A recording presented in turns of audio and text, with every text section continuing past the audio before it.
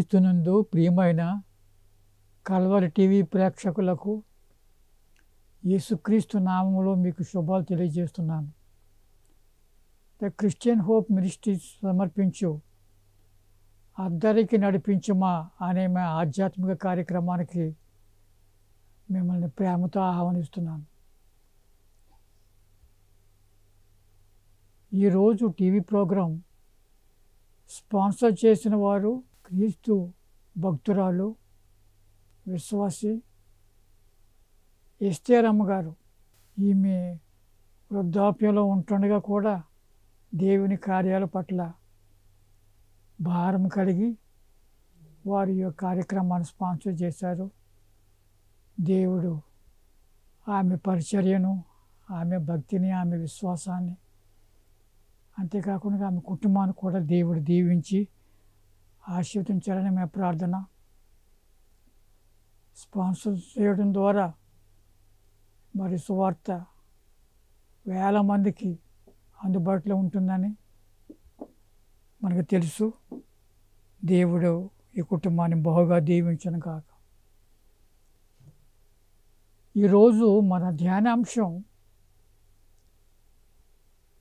శ్రమల ద్వారానే రాజ్య ప్రవేశము. శ్రమల ద్వారానే రాజ్య ప్రవేశము. ప్రియమైన స్నేహితులారా, ఈ మాట ఎక్కడుందంటే అపోస్తుల కార్యం 14వ అధ్యాయం 22వ వచనంలో ఉంది. శ్రమల ద్వారానే రాజ్య ప్రవేశం.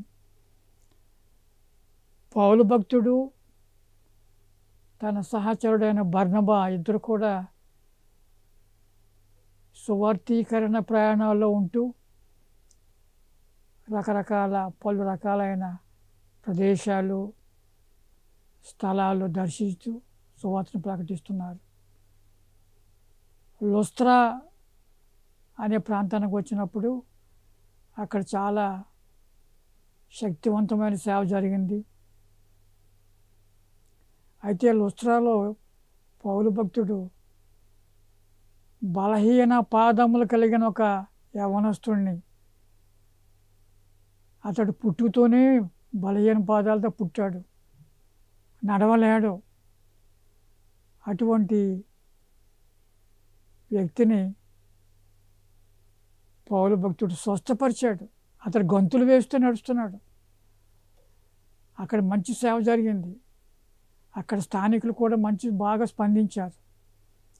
అయితే అక్కడ ఉండే యూదులు ఇతడు ధర్మశాస్త్రానికి వ్యతిరేకంగా ప్రకటన చేస్తున్నాడని, బోధిస్తున్నాడని వారు ఎంతో వ్యతిరేకతతో పౌలుకి అడ్డు చెప్పి పౌలును కూడా అక్కడ హింసించారు. వారు కొట్టారు, దాడులు చేశారు. చేసి ఆయన ఆ ఊరు బయట పడేశారు. పడేసినప్పుడు ఆయన చనిపోయి ఉంటాడని ఇంకా వదిలేశారు. అయితే ఆయన శిష్యులు వచ్చి ఆయనకు సేవలు చేసి ఆయనను తీసుకుని వెళ్ళారు. అప్పుడు పౌలు భక్తుడు బర్నబా దెర్బే అనే ప్రాంతానికి వెళ్ళారు. ఆ దెర్బేలో ఉన్నప్పుడు అక్కడ విశ్వాసులతో మాట్లాడుతూ పౌలు భక్తుడు చెప్పిన మాట ఏమిటంటే, అపోస్తుల కార్యం 14:22, శిష్యుల మనస్సులను దృఢపరిచి విశ్వాసమందు నిలకడగా ఉండవలననియు అనేక శ్రమలను అనుభవించి మనము దేవుని రాజ్యంలో ప్రవేశింపవలననియు వారిని హెచ్చరించిరి. అనేక శ్రమలను అనుభవించి మనము దేవుని రాజ్యంలో ప్రవేశింపవలనని వారిని హెచ్చరించిరి. జీవితంలో సౌకర్యాలు కష్టంతోనే వస్తాయి. కష్టం లేకుండా సుఖం దొరకదు, అది లభ్యం కాదు. ఉదాహరణకు రొట్టెను తయారు చేయాలంటే గోధుమలను ముందుగా పిండి చేయాలి. గోధుమలను ముందుగా పిండి చేస్తేనే ఆ పిండితో రొట్టె తయారవుతుంది. ఆ పిండి తయారు చేయడం అది ఒక ప్రాసెస్. అది శ్రమతో కూడింది, కష్టంతో కూడింది. ఆ శ్రమ పడితే ఆ ప్రయాసం తర్వాత ఆ పిండితో రొట్టెను చేసి మనము తీసుకొనగలం. అదేవిధంగా సాంబ్రాణిని బొగ్గుల మీద వేస్తేనే, సాంబ్రాణిని బొగ్గుల మీద వేయాలి, వేస్తేనే పరిమళ ధూపం వస్తుంది. ఆ అగ్ని నిప్పుల మీద పడాల సాంబ్రాణి, అప్పుడు పరిమళ వాసన వస్తుంది. ఇంకొక ఉదాహరణ చెప్తాను. నేలను పదునైన నాగలితో దున్నితేనే, నేలను పదునైన నాగలితో దున్నితేనే విత్తనాలు చల్లడానికి అనువుగా అవుతుంది. అప్పుడు విత్తనాలు మొలుస్తాయి, పంట మనకి లభిస్తుంది. అంచేత జీవితంలో సౌకర్యాలు పొందాలంటే అవి కష్టంతోనే వస్తాయి. అదే రీతిలో ఆధ్యాత్మిక జీవితంలో కూడా పౌలు భక్తుడు చెప్తున్నట్టు శ్రమల ద్వారానే రాజ్య ప్రవేశం. అనేక శ్రమలను అనుభవించి మనము దేవుని రాజ్యంలో ప్రవేశింపవాలని వారిని హెచ్చరించెను. దెర్బేలో ఉన్న విశ్వాసులకి చెప్తున్నాడు ఈ మాటలు పౌలు భక్తుడు. పౌలు భక్తుడు తను మారు మనసు పొందకముందు ఎంతమందిని హింసించాడో, మారు మనసు పొందిన తర్వాత అతను వ్యక్తిగతంగా దానికన్నా రెట్లు ఆయన హింస పొందాడు దేవుని సువార్త కొరకు, దేవుని కొరకు. 2 కొరింథీ 11:22-33లో ఆయన పొందిన శ్రమలు, హింసలు, దాడులు, దెబ్బల గురించి ఆయన ఎంతో పూసగుచ్చినట్టు వర్ణించాడు ఆ వాక్య భాగంలో. 2 కొరింథీ 11:22-33. ప్రియమైన స్నేహితులారా, క్రైస్తవులకు వారి రక్షణ జీవితంలో, విశ్వాస జీవితంలో శ్రమలు అనివార్యము. శ్రమలు అనివార్యము. ఎందుకంటే ఈ సువార్తలో ఉండే మర్మాలు ఎంత బోధించినా లోకానికి వారు అంగీకరించరు. అనివార్యం. 2 తిమోతి 3:12లో పౌలు భక్తుడు ఒక సత్యాన్ని బయలుపరుస్తున్నాడు. 2 తిమోతి 3:12, క్రీస్తునందు సద్భక్తితో బ్రతుకనుద్దేశించువారు హింస పొందుదురు. సువార్త ప్రకారంగా, దేవుని చిత్త ప్రకారంగా నేను సద్భక్తితో జీవిస్తాను అని చెప్పే ప్రతి క్రైస్తవునికి హింస పొందుదురు అంటున్నాడు. క్రీస్తునందు సద్భక్తితో బ్రతుకనుద్దేశించేవారు హింస పొందుదురు. యేసుక్రీస్తు ఈ లోకంలో ఆయన ఒక్కడే పాపము లేనివాడిగా పుట్టాడు, పాపరహితుడిగా పుట్టాడు అనే సువార్తలో ఉండే ముఖ్యాంశాన్ని చాలామంది తిరస్కరిస్తారు. కన్యక గర్భవతి అవడం ఏమిటి, పరిశుద్ధాత్మ వల్ల గర్భవతి అవడం ఏమిటి, ఇవన్నీ కూడా వారికి వెరితనంగా ఉంటుంది. ఆ దేవుని ప్రణాళికలో అది చాలా ఉన్నతమైన ఆశయం, శ్రేష్టమైన తలంపు. స్త్రీ పురుషులకు పుట్టిన ఏ మనుషుడైనా పాప స్వభావంతోనే పుడుతున్నాడు కనుక స్త్రీ పురుషులకు పుట్టిన ఎవరు కూడా రక్షకుడిగా ఉండలేడు. యేసుక్రీస్తు ఒక్కడే పాపము లేనివాడిగా పుట్టాడు, పాపము లేనివాడిగా జీవించాడు, పాపం లేనివాడిగానే మరణించాడు. ఆ కారణాన ఆయన మరణాన్ని జయించి 3వ దినాన్న సమాధి నుండి లేచాడు. అంచేత ఈ హెచ్చరికలన్నీ కూడా మనం జ్ఞాపకం పెట్టుకోవాలా. క్రైస్తవులు సిద్ధపడాలి అటువంటి పరిస్థితులు ఎదుర్కొనే సమయం కొరకు. అవి వస్తాయని మనకి ముందుగానే దేవుని వాక్యం ముందుగానే హెచ్చరిస్తుంది. యేసుప్రభువు కూడా యోహాను 16:33 హెచ్చరించాడు ఆయన. యోహాను 16:33 నా యందు మీకు సమాధానము కలుగునట్లు, నా యందు మీకు సమాధానము కలుగునట్లు ఈ మాటలు మీతో చెప్పుచున్నాను. ఏ మాటలు? లోకములో మీకు శ్రమ కలుగును, లోకములో మీకు శ్రమ కలుగును, అయినను ధైర్యం తెచ్చుకొనుడి, నేను లోకమును జయించి ఉన్నానెను. లోకములో శ్రమ కలుగును, ఆయనను ధైర్యం తెచ్చుకొనుడి. ఎంచేత ధైర్యం తెచ్చుకోవాలా? ఆయన లోకాన్ని జయించి ఉన్నాడు కనుక, జయశాలిగా విజేతగా ఉన్నాడు కనుక, మనం నమ్ముకున్న రక్షకుడు విజేతగా ఉన్నాడు కనుక, మరణాన్ని జయించాడు కనుక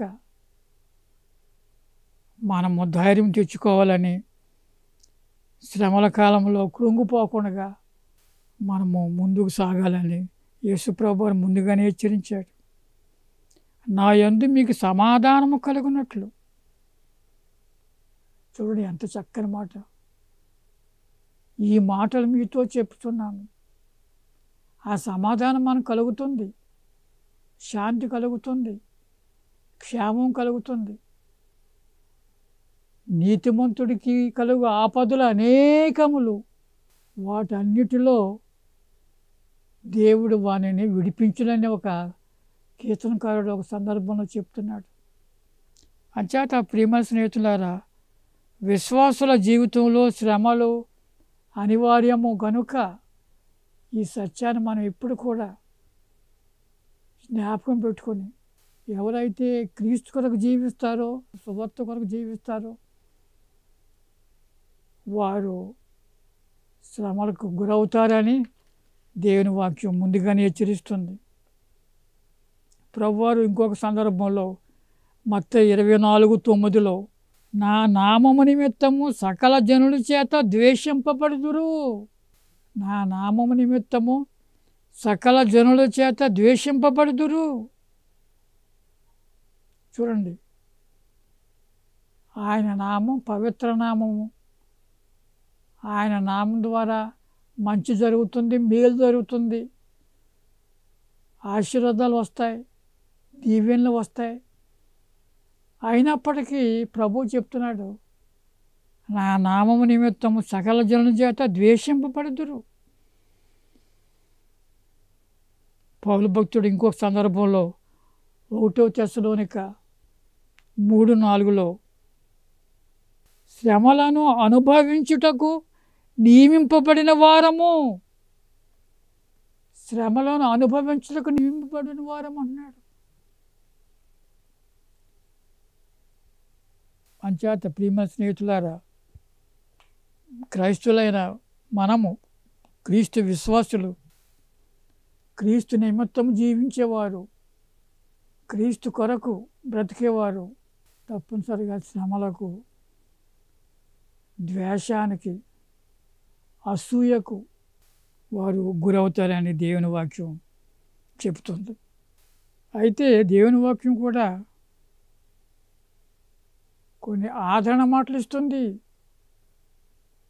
శ్రమల యందు అతిశయపడుదుము మనం అంటున్నాడు.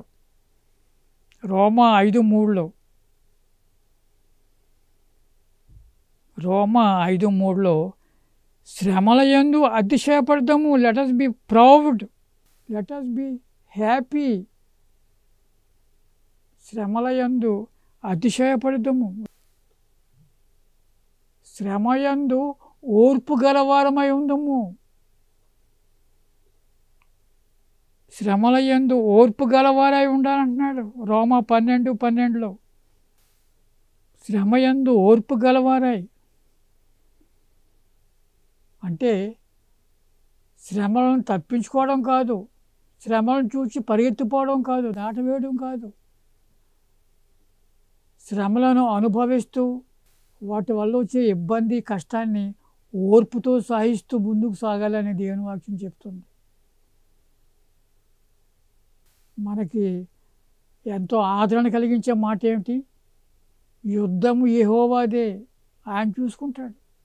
ఇప్పుడు పౌలు గారు పొందిన అనేకమైన హింసలు, దాడులు, శ్రమలు, కష్టాలు, ఆ సమయాల్లో ఆయన పోలీస్ స్టేషన్కి వెళ్ళి ఆయన ఎఫ్ఐఆర్ లాడ్జ్ చేశాడు. ఆయన ఎక్కడ చేయలేదు. 1-2 సందర్భాల్లో ఆయన ఏమన్నాడంటే, రోమినుడైన నన్ను, రోమా పౌరత్వం కలిగిన నన్ను విచారణ చేయకుండా నన్ను కొడతారా అని అన్నాడు. అంతే.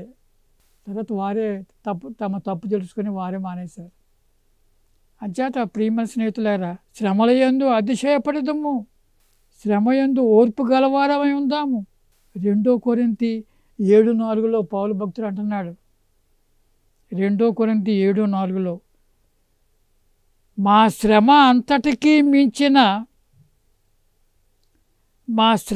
అంతటికీ మించిన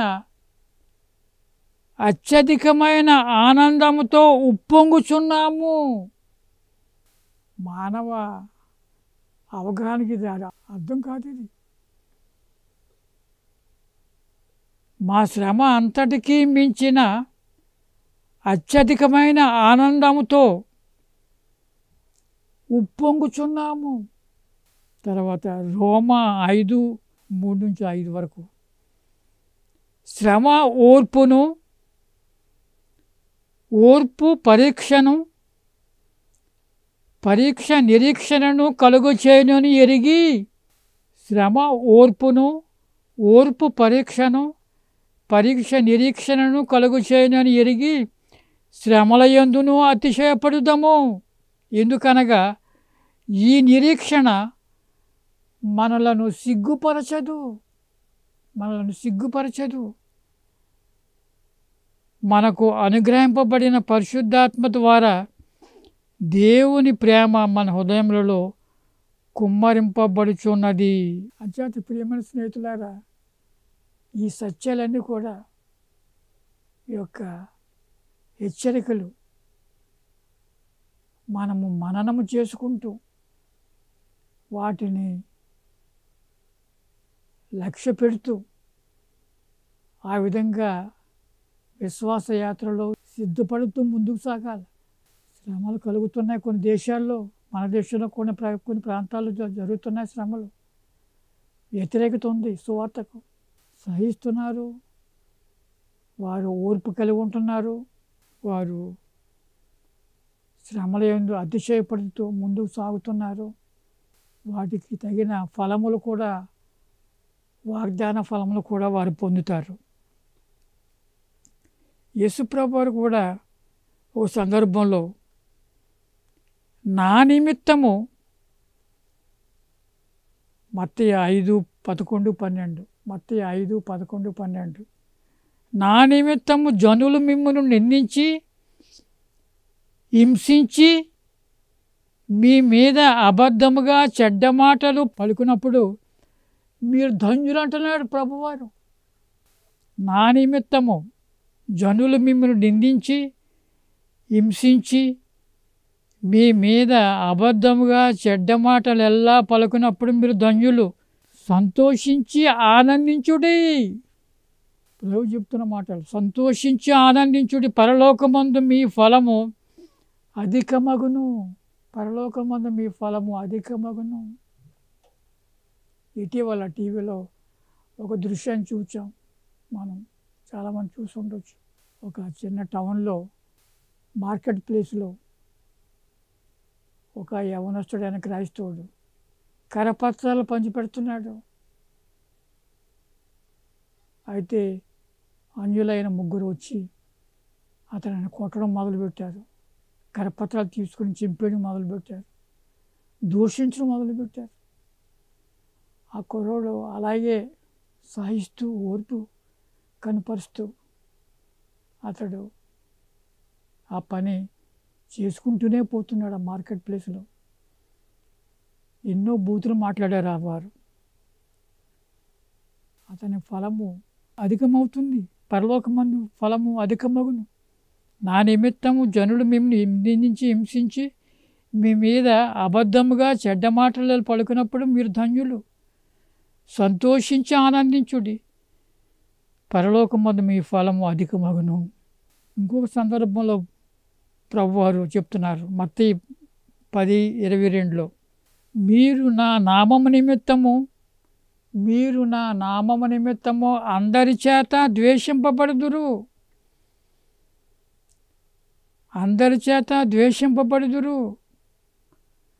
అంతము వరకు సహించిన వాడు రక్షింపబడును. అంటే శ్రమలు వస్తున్నాయని, కష్టాలు ఉన్నాయని విశ్వాసం నుండి తొలగిపోకుండా, దేవునికి తిరిగి వెనక తిరగకుండా ఉన్నవాళ్ళు అయితే వారు అంతం వరకు సహించిన వాడు రక్షింపబడును అని దేవుని వాక్యం చెప్తుంది. ప్రియమైన స్నేహితులారు, యేసు ప్రభువారు ఇంకొక సందర్భంలో మత్తయి 10:17లో, మత్తయి 10:17 మనుషులను గూర్చి జాగ్రత్త పడుడి, వారు మిమ్మును మహాసభలకు అప్పగించి తమ సమాజ మందిరములలో మిమ్మును కొర్రాలతో కొట్టింతురు. ఇవన్నీ కూడా ప్రభువారు ముందుగానే ఆయన విశ్వాసులను హెచ్చరించారు, జాగ్రత్త పడుడని. పరలోక రాజ్యంలో ప్రవేశం పొందాలంటే శ్రమల ద్వారానే అది సాధ్యమవుతుందని పౌలు భక్తుడు చెప్పిన మాట మనం ధ్యానిస్తున్నాం. ఇంకొక వాక్యం కూడా నేను చదివి వినిపిస్తున్నాను. యోహాను 16:2 వారు మిమ్మును సమాజ మందిరములలో నుండి వెలివేయుదురు. ఎక్స్కమ్యూనికేషన్. అప్పుడప్పుడు మనం చూస్తాం న్యూస్ రిపోర్ట్స్లో, ఒక కుటుంబాన్ని బహిష్కరించడం, వారికి దుకాణంలో వస్తువులు కొనడానికి అనుమతి లేకపోవడం, వెలివేయడం జరుగుతూ ఉంటాయి. అటువంటి పరిస్థితులు కూడా కలగవచ్చు. ప్రియమైన స్నేహితులారా, ఏలియా ప్రవక్తకు పక్షుల ద్వారా పంపిన ఆహారం యొక్క దృష్టాంతాలు మనకు తెలుసును. దేవుడు పక్షుల ద్వారా ఆహారం పంపించాడు ఏలియా ప్రవక్తకు. అటువంటి దేవుడు మనకున్నాడు. ఎందరో వెలివేసినప్పుడు కూడా దేవుడు వెలివేయడు. మనకు ఆహార పదార్థాలు మనకు అందుతూనే ఉంటాయి. సారేపతి విధవరాల జీవితంలో ఒక గొప్ప అద్భుతం జరిగింది. ఆమె ఏలియా ప్రవక్తకు తన లేమిలో, దారిద్ర్యంలో ఒక అట్టును చేసుకుని వచ్చినప్పుడు అది ఆఖరి రొట్టెని గుర్తించింది. అయినా సరే ప్రవక్త యొక్క మాటను అంగీకరించి గౌరవించి ఆ ఒక్క రొట్టె తీసుకుని వచ్చితే ప్రవక్త ఏమన్నాడంటే, కరువు రోజుల్లో భూమి మీద వర్షము కురియ వరకు నీ తొట్టిలో పిండి అయిపోదు, నువ్వు బుడ్డిలో నూనె తరగదని ప్రవక్త చెప్పాడు. ఆ కరువు కాలం 3.5 సంవత్సరాలు కూడా ఆ కుటుంబం క్షేమంగా ఉన్నారు.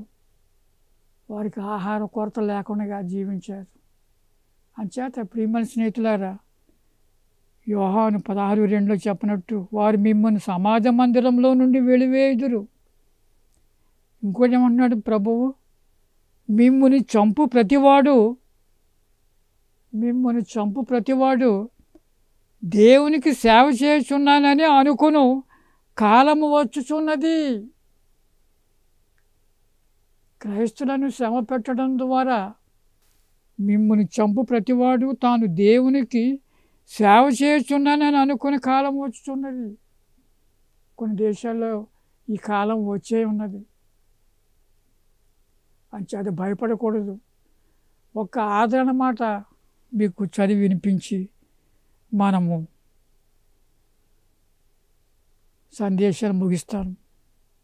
రోమా 8:18. రోమా 8:18 చాలా ఆదరణ ఇచ్చే మాట. మన ఎడల ప్రత్యక్షము కాబోవు మహిమ ఎదుట, మన ఎడల ప్రత్యక్షము కాబోవు మహిమ ఎదుట ఇప్పటి కాలపు శ్రమలు ఎన్నతగినవి కావని ఎంచుచున్నాను. పౌలు భక్తుడు రాస్తున్నాడు రోమా 8:18. మన ఎడల ప్రత్యక్షము కాబోవు మహిమ ఎదుట, ఎంత చక్కని మహిమది. ప్రభువు మధ్యాకాశానికి వచ్చినప్పుడు ఆయన యందు నిద్రించిన వారు మహిమ శరీరాలతో లేస్తారు. ఆ సమయంలో జీవించున్నవారు మహిమ శరీరాలతో వారిని కలుసుకుంటారు. పరలోక రాజ్యంలో ప్రవేశం పొందుతామని. మన ఎడల ప్రత్యక్షము కాబోవు మహిమ ఎదుట ఇప్పటి కాలపు శ్రమలు ఎన్నతగినవి కావాలి ఎంచుచున్నాను. అంచేత ప్రియమైన స్నేహితులారా, భవిష్యత్తులో మనుషుల పట్ల చాలా జాగ్రత్తగా ఉండాలి. శ్రమలు క్రైస్తవులకు అనివార్యం. పౌలు భక్తులు చెప్పినట్టు క్రీస్తునందు సద్భక్తితో బ్రతుకని ఉద్దేశించేవారు హింస పొందుదురు. శిష్యుల మనసులను దృఢపరిచి విశ్వాసం మందు నిలకడగా ఉండవలననియు అనేక శ్రమలను అనుభవించి మనము దేవుని రాజ్యంలో ప్రవేశింపవలనని వారిని హెచ్చరించిరి. ఈ మాటలు మనకు కూడా వర్తిస్తాయి. ప్రియమైన స్నేహితులారా, దేవుడు ఈ సందేశాన్ని దీవించును గాక. వ్యక్తపడిన వాక్యాన్ని వింటున్న వారిని ఆశీర్వదించును గాక. ప్రార్థన చేసుకుందాం. పరలోకమందున్న మా తండ్రి, మీ కుమారుడైన యేసుక్రీస్తుని బట్టి మరొకసారి మీకు స్తుతులు స్తోత్రములు. మేము ధ్యానించిన అంశం తండ్రి, శ్రమల ద్వారానే రాజ్య ప్రవేశము అనే అంశాన్ని ధ్యానించి అందులో ఉండే కొన్ని సత్యాలు తండ్రి మేము గ్రహించి తద్వారా తండ్రి విశ్వాసంలో బలపడటకు సహాయం చేయండి తండ్రి. వ్యక్తపడిన వాక్యాన్ని దీవించండి, వింటున్న వారిని ఆశీర్వదించండి తండ్రి. కల్వరి టీవీ యాజమాన్యాన్ని సిబ్బందిని దీవించండి. వారు చేస్తున్న సేవలు గొప్పవి తండ్రి. సువార్తను టెలికాస్ట్ చేయడం లక్షల మంది చూడడానికి అవకాశం దొరుకుతుంది తండ్రి. ప్రభు వారిని దీవించి ఆశీర్వదించండి. క్రిస్టియన్ వుడ్ మినిస్ట్రీస్ ప్రచారం దీవించి టీవీ పరిచయం కొనసాగడానికి మీ కృప చూపించమని యేసు నామములో అడిగి వేడుకుంటున్నాము తండ్రి. Amen, amen.